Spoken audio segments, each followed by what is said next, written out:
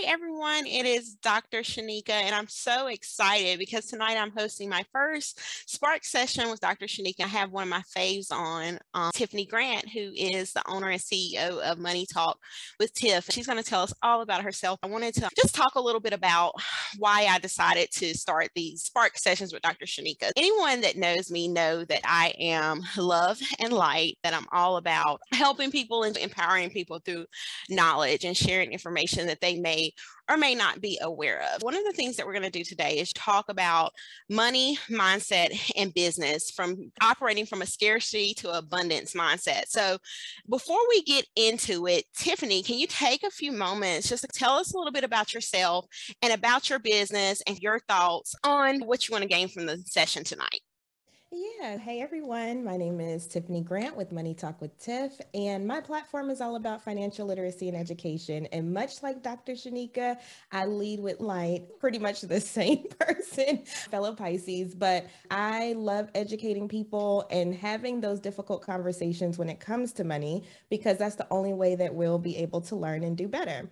So I enjoy just educating people in this space. And I was very honored when Dr. Shinika reached out to me and said, I would love to have you. I said, I would love to come, but I look forward to a wonderful conversation. A little bit about me. I started this business back in 2017, and I talk a lot about money, business, mindset, scarcity, growth versus fixed mindset. There's so many things that go into how you handle your money.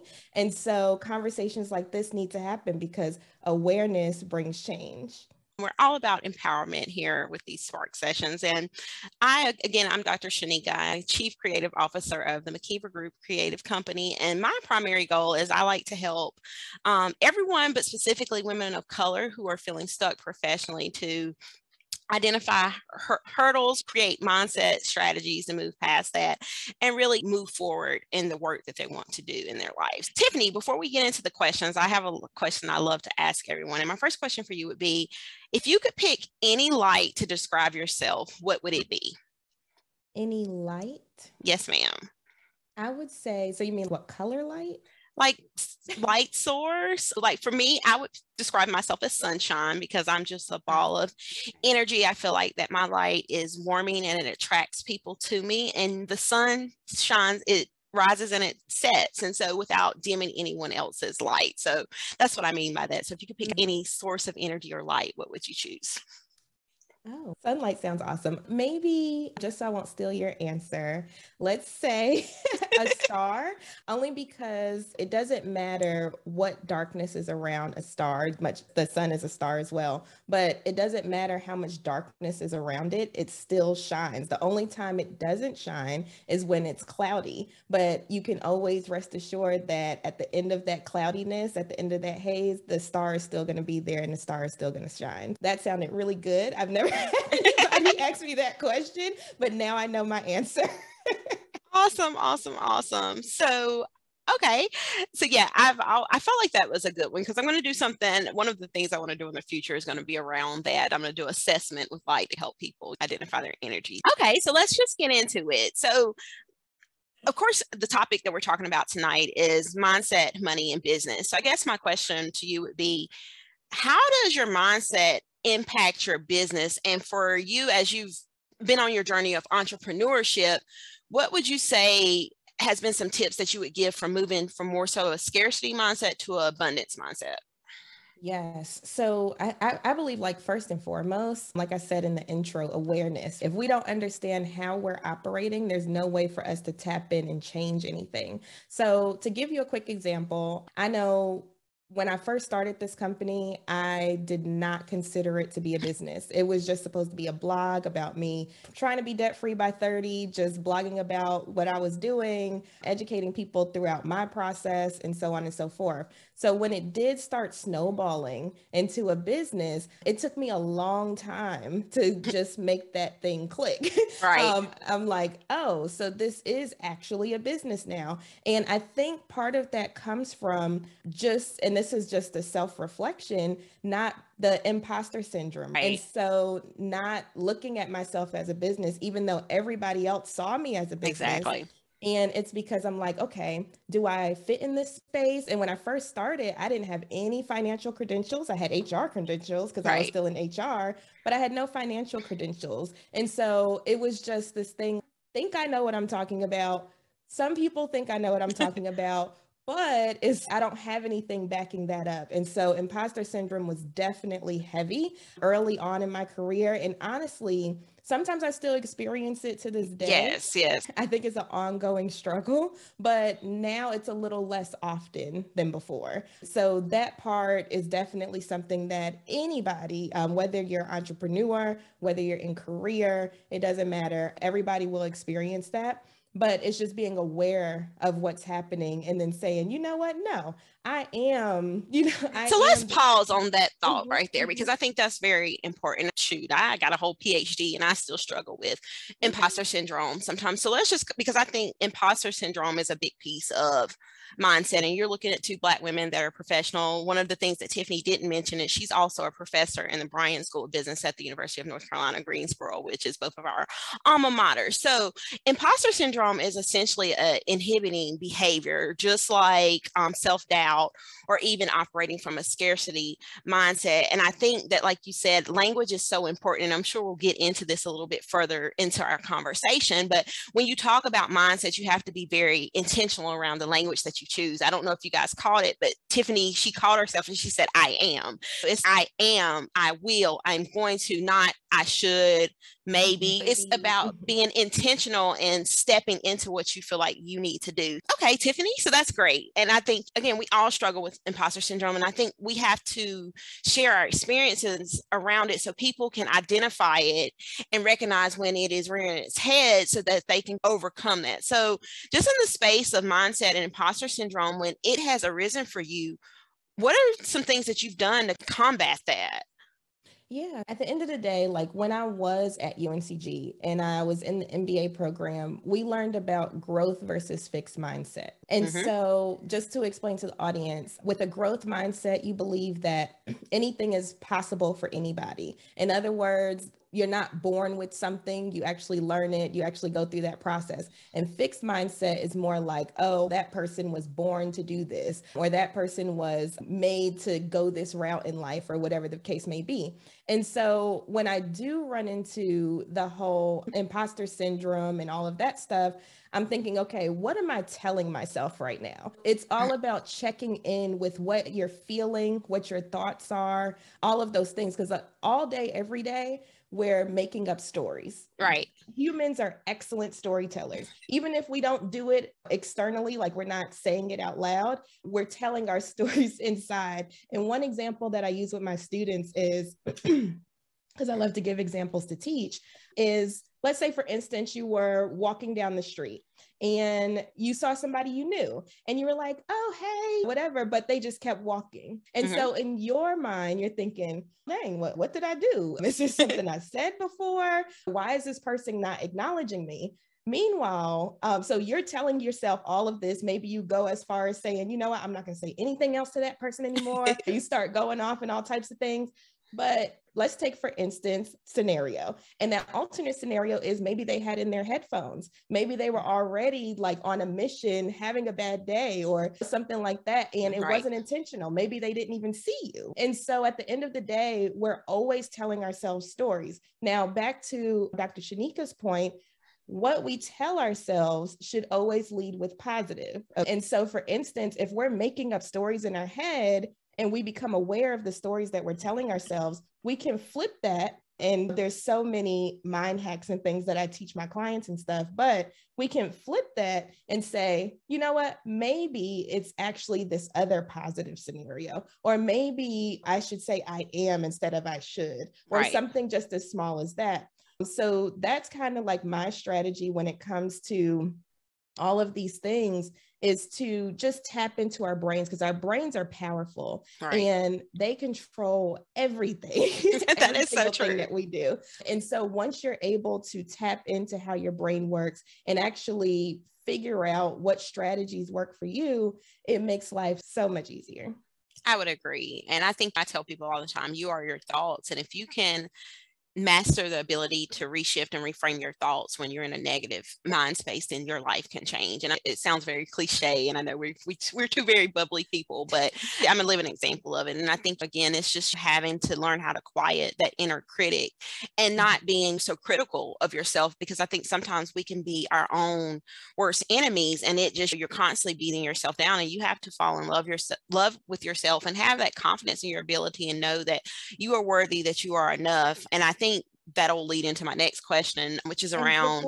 Okay, go ahead. Go there. I just want to bring a point in, for instance, what Erykah Badu said. She was like, in her song, she said, "I'm an artist and we're sensitive about our ish." Right. That is so true. We'll sit there and nitpick every single thing that we do on a daily basis. But if somebody else was to do that to us, how would we feel? And so we have to tap into that. And then, I just wanted to bring that point home because that was a very good point. But I mean, I think that's true. And I think to further elaborate on that point is that perfection is unattainable. And I think that we're at the end of the day, we need to remind ourselves that we are all human and no one is perfect, and it's never going to be perfect. So sometimes you just have to be willing to start somewhere, because I guarantee you, there's people that have half the knowledge, have the skills, have the experience that you have, and they're out there putting their stuff forward. And I think one of the hardest realizations that people have to come to terms with is, if you don't try, you'll never know. So one of the things leading into this next question around what you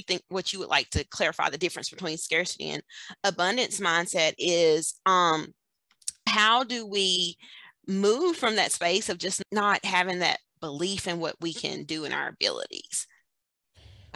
So I believe the greatest teacher is experience. So at the end of the day, how I live my life is that I just do. Okay. I look fear in the face. Matter of fact, one of my favorite quotes is, "Everything you've ever wanted is on the other side of fear." Yes. And so I look fear in the face and I'm like, okay, I see you, but I'm gonna go ahead and take this step. And see what that has done for me. It has built my confidence, because even if I do make a mistake, quote unquote, a mistake, I look at mistakes as lessons learned. So for me, it's life doesn't happen to you, it happens for you. So even when I'm going through the most difficult season in my life currently, I still look at it like, you know what, at the end of the day, I learned some lessons. I'm still grateful for this experience because it has opened my eyes to see other things. And so that's how you get through the things, is you just do it. And at the end of the day, like you said, it's never going to be perfect. So get that out your head. Once you put it out there, I believe in the philosophy that you fail early and you fail often. Right. And so if you fail early, you fail often, you can go ahead and take those lessons, take those mistakes, take that stuff that you've learned and implement it faster and quicker. And so you're able to move to the next level a little more quickly. That's my strategy in life. And you can see that with my resume. I'm very I just go for it. And so I feel like that has been a very big part of how far I have come. And so if you can get to the bottom of fear, if you can get to the bottom of fear, I also say anxiety is worrying about the future. Right. Fear is worrying about what could possibly happen. And then also worrying about the past can also cause issues. So live in the present, do the thing that you always wanted to do, and just put it out there and see what happens. And this whole conversation is an example of that. So I'm taking notes of some points I want to touch on based off what you said, because again, Tiffany and I, this is probably like the second or third time we've had one of these. I've went on her podcast, and so she's just blessing me back. But coming back to what you said about failure, and I think so many people look at failure as a bad or a negative thing. And I saw something on Twitter, it's been a few months ago, but somebody said, if you're not failing enough, are you really trying? So I think that goes back to this whole thing we're talking about around mindset. And it's about reshifting and reshaping how you look at things, because like you said, I've learned a lot of lessons versus, oh, this sucks, this is not going well for me. Those are two different things. And I think that's the difference between abundance or growth mindset versus a scarcity or a fixed mindset, is having the ability to recognize when you're in that negative space and to reshift your mindset around it and look at it as a lesson learned, because we all know life is going to continue to teach you those same lessons until you take away from it what you're supposed to take away from it. So if you're not failing, are you really trying? Which comes back to something that I had to overcome a few years ago myself around some mindset work. Was it wasn't that I was necessarily scared of success, and you can tell me your thoughts on this and I'll come back to the other points I wanted to make, but I was scared of my own greatness. It wasn't, what if this fails? It was like, oh, what if this works? And I think that that's a real thing, especially when you're very type A and you have you're high achieving and you set these different goals for yourself, is what if it works? So sometimes you know what you're capable of, but you almost kind of run from your calling or your mission in life or your purpose, essentially. Yes, and that is so true. And that's something else I tell my students too. So I'm so glad you brought it up. A lot of people are not scared of failure. They're scared of success, because if you put that thing out, what if it blows up? Right. Would you be able to catch up? Would you be able to keep up? Blah, blah, blah. And so a lot of people hold themselves back, because let's just be realistic. A lot of times when we try to blame outside sources, really it's ourselves. Right. Because at the end of the day, there's people going through so many different things, but they're still overcoming those obstacles and they're still doing the thing. Meanwhile, you're like, well, oh, because this person did this, I can't move forward, or I'm waiting on this, or that. Most of the time, we don't have to do that. Like, we hold ourselves back. And so going back to the point, a lot of people are scared of success. I was scared of success for a little while. I was like, oh my gosh, whenever I got a new feature, I'm like, oh gosh, my email's about to blow up, that type of thing. And I'm like, am I going to be able to keep up? And then I start shutting down. But what I have learned over the years is to not shut down, even if I can't keep up, because that has happened. Even if I can't keep up, just keep pushing and pushing. I have responded to emails from people from like months ago, some even 6+ months ago,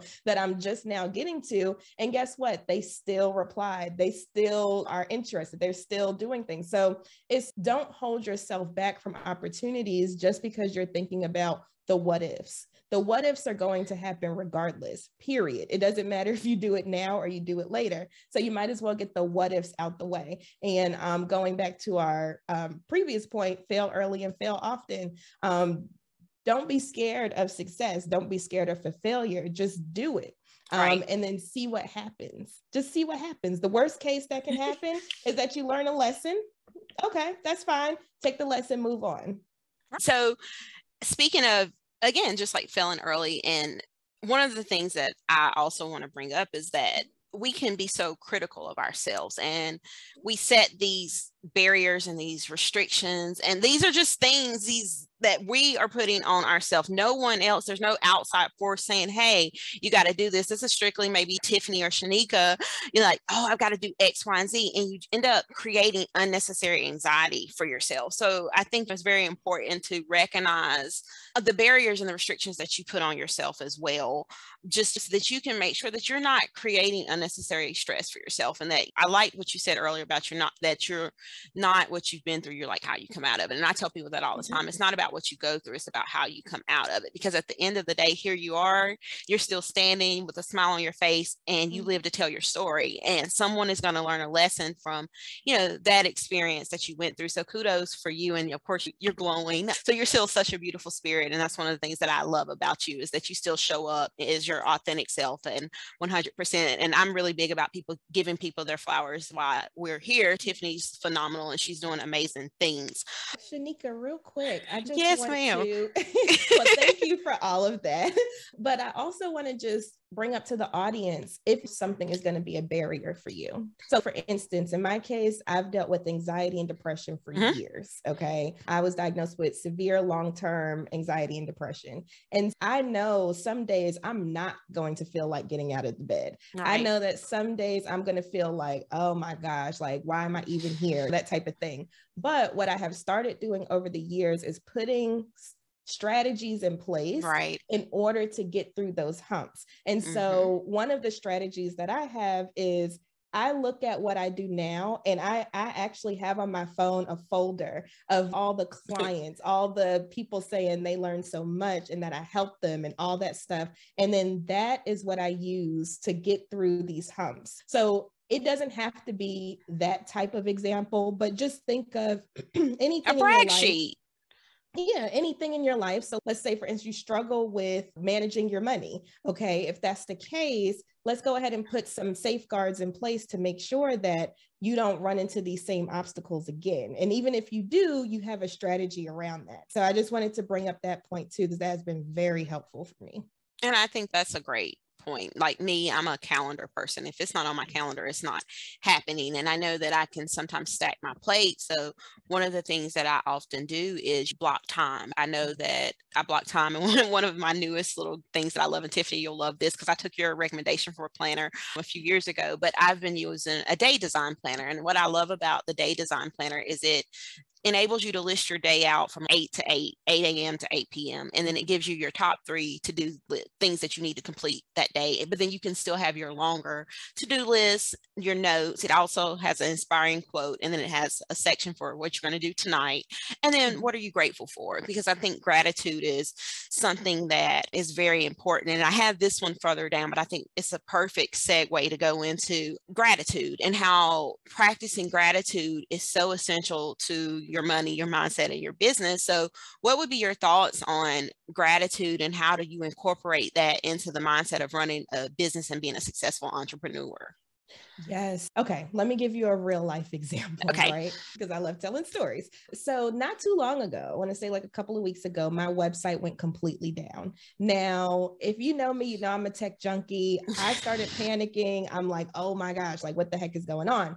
But I said, you know what? I'm grateful for this because I can learn something new. And so in the midst of all of that stuff going on, just practicing gratitude gave me the ability to calm down enough to actually think through the problem. And I feel like that's a big part of gratitude as well. Even when stuff is blowing up around us, if we just practice gratitude just for one quick moment, your brain, instead of going into survival mode, it goes into, okay, let's figure this out. And that has been very helpful for me. I had something else happen towards the end of last year, and I could say, oh, woe is me. Oh my gosh, Get I off don't that believe pot. what has happened. Oh my gosh, this is so horrible, blah, blah, blah.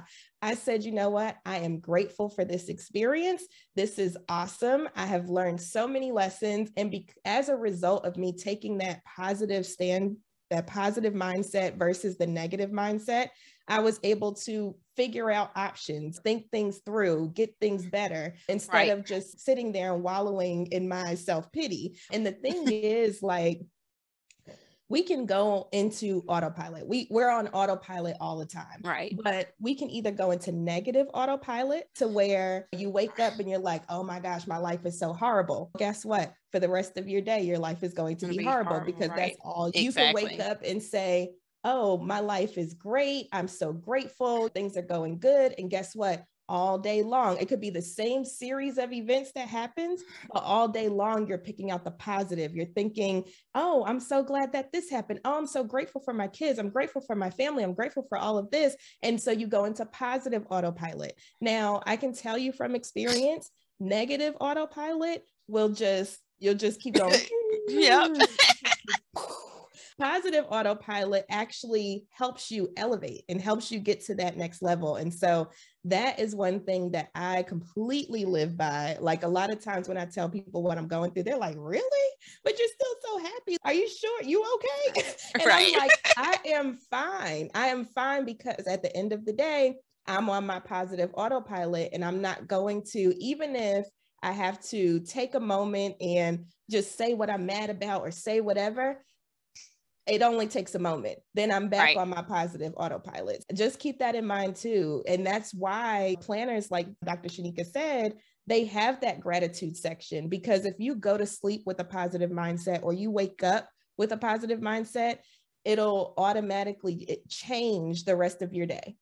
So I just going into kind of, like you said, not dwelling in self-pity. And one of the things, I don't know if my mom's on the live or she's on here now, but one of the things that she always tells me like she only lets me have a moment. She does not let me sit on my pity pot because she's okay, this happened to you, so what? And I think in dealing with things that don't necessarily work out in our favor, you got to realize that sometimes you got to put your big girl panties on and pull them up, because life happens to everyone. And again, like you said before, it's not what you go through, it's how you come out of it. So having the discernment to be able to shift your mindset and really keep things in perspective, I think that's where gratitude is so important, because it can take something that can be almost devastating and really have you do some of that ugly inner work to say, even though this hurts, even though this may be painful, or even though this was out of my control and didn't necessarily happen in the way I thought it would, everything happens for a reason, and this is doing nothing but making me a better person. And at the end of the day, what doesn't kill you makes you stronger.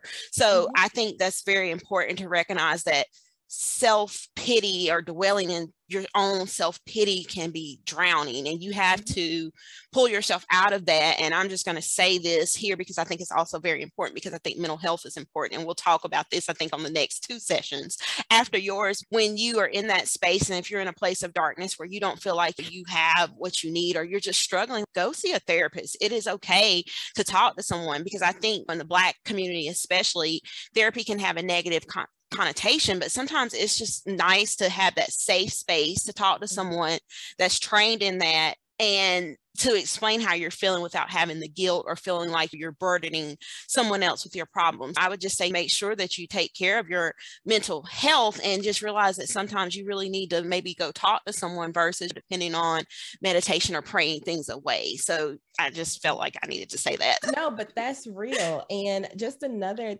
I like to just reiterate that point, is life isn't what happens to you, but it's how you react.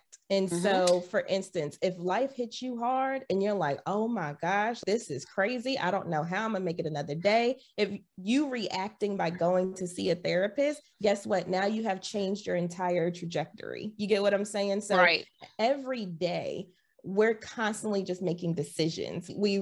Time management is really decision management. We're just making decisions constantly all day, every day. And those decisions change your entire trajectory of your life. A small decision that you make today could change and impact everything else that you have moving forward. So just keep that in mind. And just to echo your point, unfortunately in our community, it's frowned upon. Like when I used to go to a therapist, I was literally the only Black person in the room every time I had my appointment, which was so unfortunate, because I saw the benefit and I saw how helpful it was.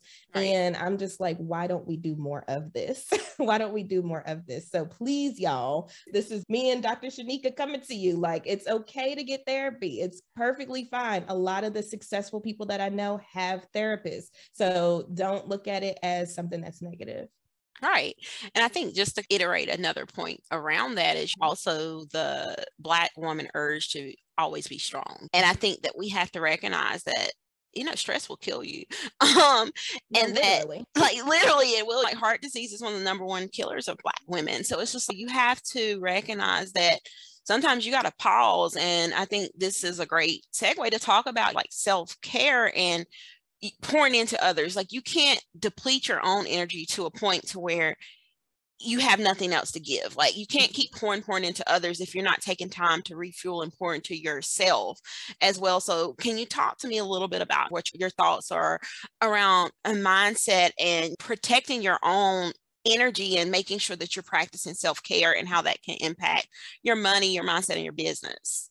Yes, I'm so glad you brought this up, because this is something that I have recently been implementing. I would say the end of last year leading up to now, this is stuff that I have been implementing. I will start here. Okay. Everyone has free will. Okay. Yes. So that is God-given. Nobody can take that away from you. Free will is yours. Now, people can coerce you out of your free will, or you can willingly give it away. Those are the only 2 options where your free will is at jeopardy. And so at the end of the day, when you realize that, you start making decisions based on what you want, what you feel, things like that. And so, for instance, you start saying no a little more. Right. You start backing up a little more. If things don't feel comfortable for you, guess what? You don't have to do it. And that's one thing that I have been tapping into so heavily here lately, is just simply saying no. When it's something that I don't agree with, or it's something that I don't feel good with, guess what? I'm not going to do it now. I used to be the type of person where I'd People be like, pleaser. oh, yeah, I'm like, oh yeah, I'll do that. Oh yeah, okay. Oh yeah, da da da da. And guess what? I was crashing and burning fast. It was like going back to the whole analogy of the star. I was burning up as a star. You was a meteor.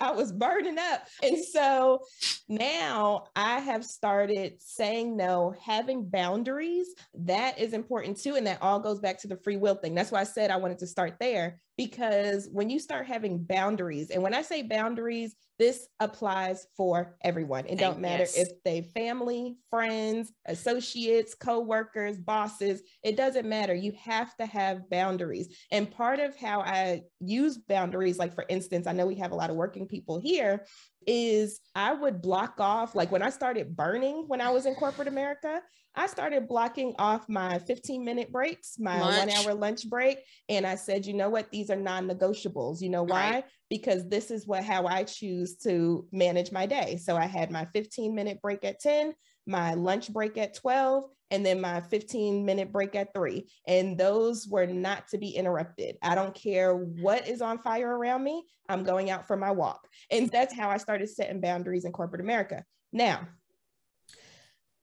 you will notice that once you start setting these boundaries, people get mad. They don't like it. They do not like it at all. But this goes back to a point in a post that I made earlier today. I said, you know what? At the end of the day, I'm going to live my life how I want to live it. And so if these people decide to separate themselves from me, then so be it. It's fine. I'm not going to beg anybody to stay, please people, whatever. No, this is my life and this is how I want to live it. Now, going into self-care a little bit. Another thing I've been tapping into is sleep schedules, right? Sleep is important. Yes, because that was another reason why I was burning up. I was just always working and not sleeping. And so I actually downloaded this app called Rise, which is amazing. But it actually gets into your circadian rhythm. And so it tells you when you're going to have your morning peak, when you're going to have your afternoon dip, when you're going to have your evening peak. Right now I'm in my evening peak. So that like this time was perfect. But it's like when I have my afternoon dips, those are times where you're not going to be productive. Right. Like you can already set yourself up for that. So usually when it's time for my afternoon dip, now that I'm aware that it's coming, I feel it happening. And so I might go take a nap. I had a very long nap. Girl, today. I am the napping queen. If it ain't 20, I'll take 20-minute naps, 2 hours. Any nap, a nap is my best friend. Naps or resets. Yes. I feel overwhelmed. I take a nap. And see, that's the thing. I started taking naps and those naps became non-negotiable for me, or that downtime in the afternoon became non-negotiable for me. And even if I don't feel like taking a nap, I'll do something that doesn't require a lot of brain power, something that I can do that's not that I have to think too much about. Exactly. And that's another way that I do self-care. Also, if we have entrepreneurs, I have been taking off Mondays, Fridays, and Saturdays. So Mondays and Fridays are like my admin days. I don't do any meetings unless I choose to, because we're going back to free will. Right. I don't do any meetings Monday and Friday. Those are my admin days. I'm just working on my website. I'm following up on emails, whatever the case may be. And then Saturday is my day off. For the most part, I do podcast interviews in the morning, but the rest of it is just my day. I don't even look at my computer anymore. And so when you start setting, you not only have to set boundaries with other people,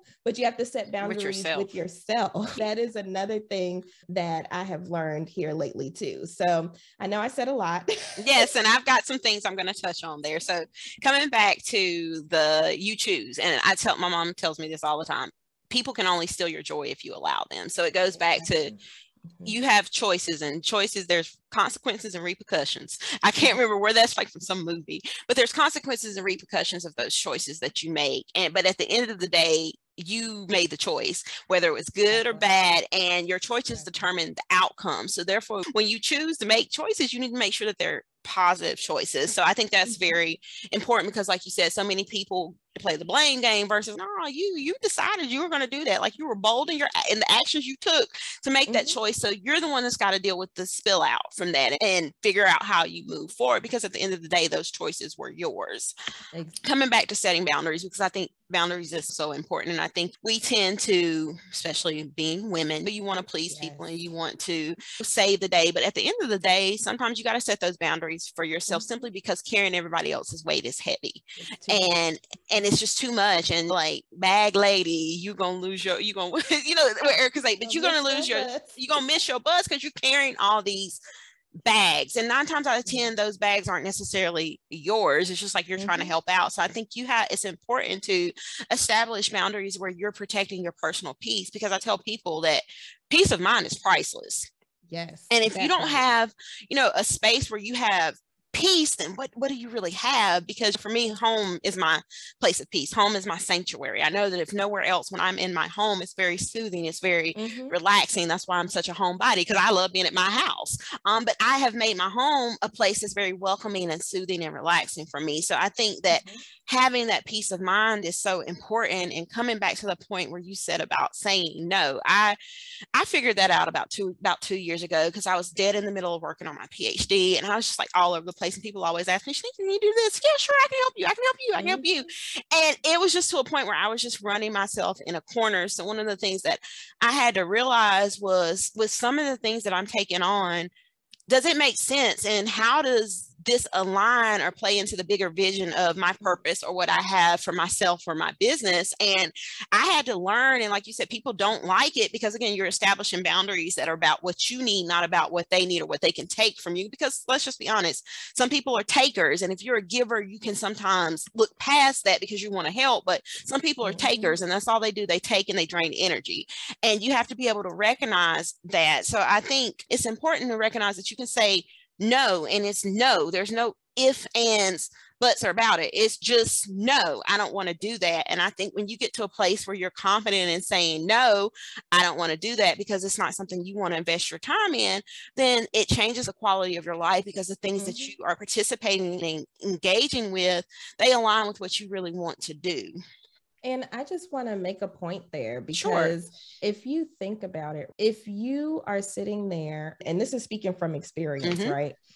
Constantly giving up your free will, constantly doing what everybody else wants you to do, constantly trying to make everybody else happy at the expense of whatever it is you have going on, you're going to end up miserable. You know why? Because you're not aligned with what your purpose is. And what I have learned is to become a better decision maker is I need to realize what my values, my goals, my mission, what I'm here for. And then if things aren't a value add, or if things aren't aligned with what I have going on in my life, then what is the purpose of me doing it? And that's what I kind of reiterate to my students too. Like, if your friends are like, oh, let's go out and hang, whatever.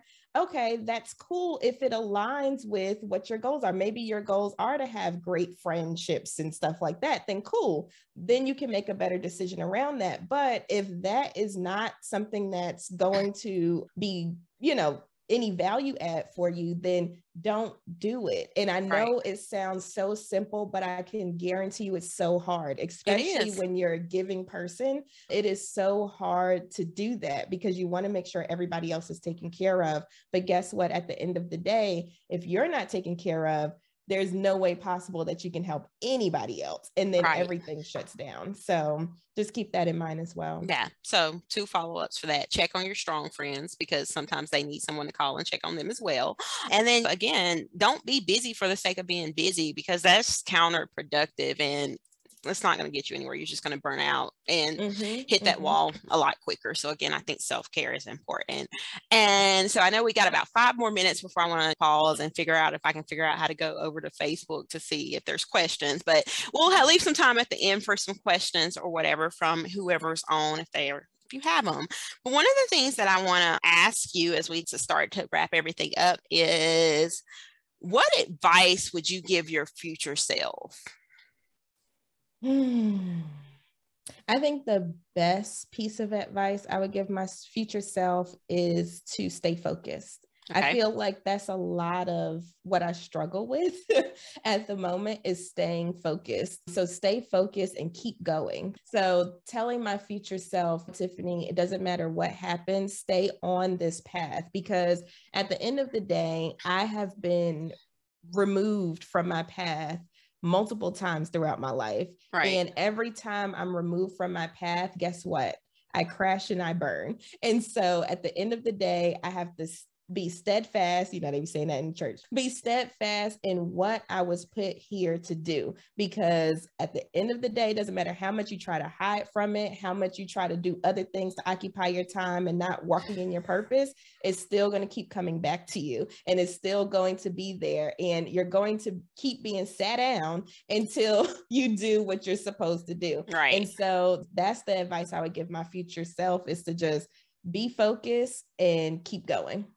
I tell my coaching clients all the time, I said, God doesn't call the qualified, he qualifies the call. So what your mission is and what God has for you to do, that is your own independent path. We each have our own unique gifts and talents that are specific to us, but you have to be willing to do that inner work to tap into them and share those with the world. But the only lane that's going to be empty is your own on the highway, because you can't compare your path or your journey to anyone else's, because your experiences are unique to you. Let me give you a good analogy. I love analogies. Yes, I love stories. So a good analogy is the bread analogy, right? And so if you go into the grocery store, different brands of bread. Now, if you look at the basic of what bread is, they're all exactly the same. Really? Like they might have like slightly different ingredients, slightly different ratios, textures, whatever, but they're all just bread. And do you think any of those bread manufacturers are worrying about what everybody else is doing and saying, oh, since this person's already doing this, I don't want to do this because it's already too much competition out there? No, they're putting their bread out there and it's right on the shelf. And guess what? They still have customers. Every single brand of bread has their customers. And so, for instance, in my case, there's certain breads that I like to get, mainly if they're on sale. And so there are still people out there looking for whatever it is that you have to put out there, because even take me for instance, I do financial education. Do you know how many people there are doing what I do? But guess what? Yeah, but guess what? They don't have my personality. They don't have they don't have all of that stuff. And so that's what makes your business and your brand what it is. And so never discount or say, oh, somebody stole my idea, or this person's doing that, and so I can't do it anymore. No. There's enough space out here. It doesn't matter what field, industry, whatever you're in, there's enough space for you to go ahead and put that out. And guess what? Your customers will find you. And I definitely want to reiterate that too. Like, not everybody's your customer. Right. And that's fine. That's fine. Your family and friends are typically not your customers, and that's fine. But guess what? There are people out there that need what you're trying to put out. And in my case, for instance, a lot of my clients don't even live in the state of North Carolina. They live in California. They live in Pennsylvania. They live in DC. They live in New York. They're all over. I'm not saying, oh, since nobody in Greensboro is supporting me, I guess I should go ahead and shut down. No, don't think just local. Think national, think international, global. Like global. Yeah. Think about the bigger picture and then just put your stuff out there, because you never know who's looking at you. Surprised every day with people just mentioning me or saying that, oh, this is a good resource, whatever. And I'm like, oh, I didn't even know I was being looked at. Right. You never know. And so just always put your work out there, put your best work out there, and your customers and your followers will come to you. Yeah. So just a few points to take away from that is you are I think it's a McDonald's commercial where they're speaking about secret sauce. Like, you are the sauce. I am the sauce. Like, you are the sauce. And I tell people all the time, I don't compete with people. What do you mean? I was like, I don't have competition, because I know that I'm going to be able to hold my own in any room I step in, because I have the knowledge, the experience, and the expertise, period. Like, no one intimidates me. Like, I show up in a bold way. So therefore, the only competition that I have is myself, because no one can deliver what I deliver the way that I'm going to bring it to the table. And what's meant for me is always going to be for me. And I think that's where so many people can get lost. But I don't compete with other people. And that may sound arrogant and you can take it how you want, but I am very confident in who I am as a person. I am very confident in my abilities. And I know that I show up and I kill anything that I touch. The only competition that I have is Shinika sets that bar high. So I think sometimes we need to reshift our frame and don't worry about what such and such is doing or what their journey was or how they've got something going on, because one, you don't know what they went through to get where they're at. But at the end of the day, it ain't none of your business. The only business of yours is your own lane. So you need to mind the business that pays you, which is your own, and realize that it doesn't matter what anybody else is doing, because nobody else is meant to do what you're supposed to do. Exactly. And to your point about being arrogant, there's a difference between arrogance and confidence. And right. The thing is, we're taught as a society, oh, don't brag on yourself. Oh, don't da-da-da, and be quiet. Whatever you got going on, keep it on the hush. Like when people say, oh, I got something under wraps, but I ain't going to release it. Now, if it's intellectual property, okay, I get it. But if it's something that you just about to put out there, go ahead and put it out there, because otherwise, how are other people going to, hop on board and help you? You might have someone, let's say on your Facebook, and they're like, oh, I can help you do this. I can help you get to this level. I could do this. But nobody is going to be able to do that if you don't put it out there. So anyway, I just say, just make sure that you are collaborating. So as you see here, I have this saying, #rise and live. So as you're on the incline, make sure you reach and bring someone with you. And there's enough seats at the table for us all. And Black women should never compete with one another, which is one of the reasons I created this platform, is a way to highlight and showcase and empower other women who are doing phenomenal things. And I think we need more of that women empowerment and supporting each other on a sister level. So again, I really appreciate Tiffany taking her time. So as we wrap up and before we drop in to see if anyone has any questions, I've got 2 things I want you to answer for me. Yeah. So if you could give us 3 lessons that you've learned along the way with your journey on money, mindset, and business, what would those 3 lessons be? And then after you give us those 3 lessons, what would you want the biggest takeaway from our audience members to take away from the chat we've had tonight? Okay, so the 3 biggest lessons in money, mindset, and business. Okay, so I would say number 1 is tap into your mindset, tap into what you're thinking, because there was plenty of times where I was just on autopilot, deep depressions, all types of stuff, and not being aware of how I was feeling, what I was thinking, all of that stuff. And so I think that was one of the biggest and most life-changing lessons that I learned, is that I control what goes on up here. And so therefore I can control any outcome. It doesn't matter what it is.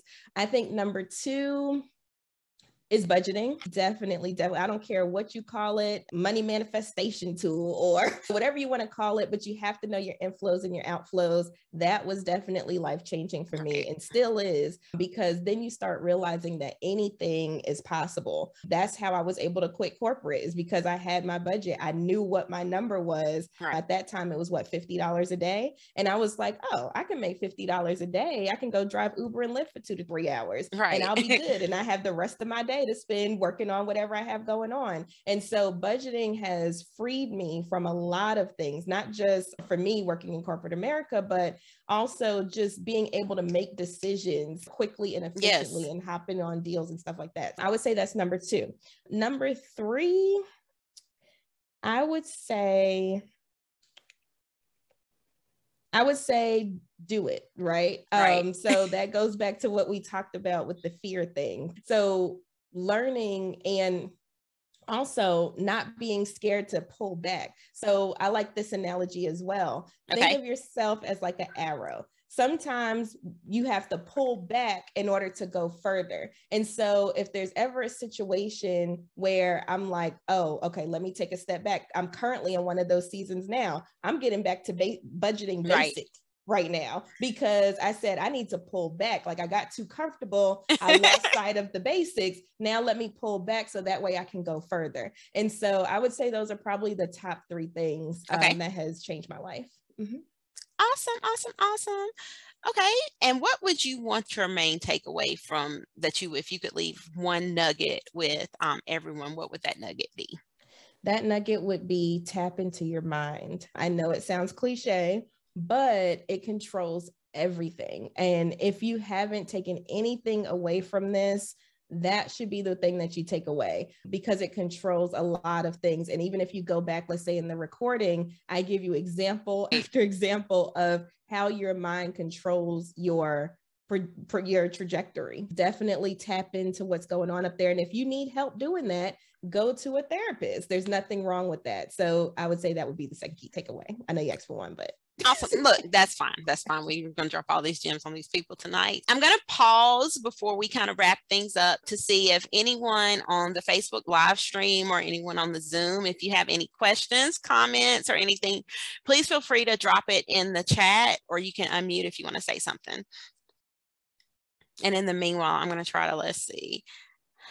Let me close this, and then I'm going to drop our socials and everything in the chat box so that people can go follow us on all our pages. Tiffany is Money Talk with Tiff. On most platforms, I am Dr. Shinika McKiever, except on Twitter, I am Shinika Inspires. I will tell people moneytalkwitht.com is where you'll find me. That is my hub. But like you said, on social media is at Money Talk with T, and that's on all platforms except Facebook because it's Money Talk with Tiff. But everywhere else is at Money Talk with T. And definitely check out my podcast, Money Talk with Tiff, and you can find that on everywhere you listen to podcasts. And Dr. Shinika does have an episode, which is awesome, where she talks about nonprofits. So definitely check that out. So again, I'm all about support. So I think before we wrap everything up, we're both going to do our shameless plug, because again, one of the reasons we're doing this is just to highlight women in entrepreneurship and what the amazing things that they're doing. So again, I am Dr. Shinika McKiever. I'm the Chief Creative Officer of the McKiever Group Creative Company, and I do coaching and strategy building for nonprofits and individuals. But really what I'm great at is helping people move from a place of feeling stuck and just helping them flush out their ideas and creating and executing a strategy to create authentic steps to move forward. So if you're interested in working with me, or you feel like you need help in these areas, you can check my website out, sign up for my email list, all those wonderful things. And I would love, love, love to work with you. And Tiffany, if you want to just again give them a quick overview of what you do, go ahead.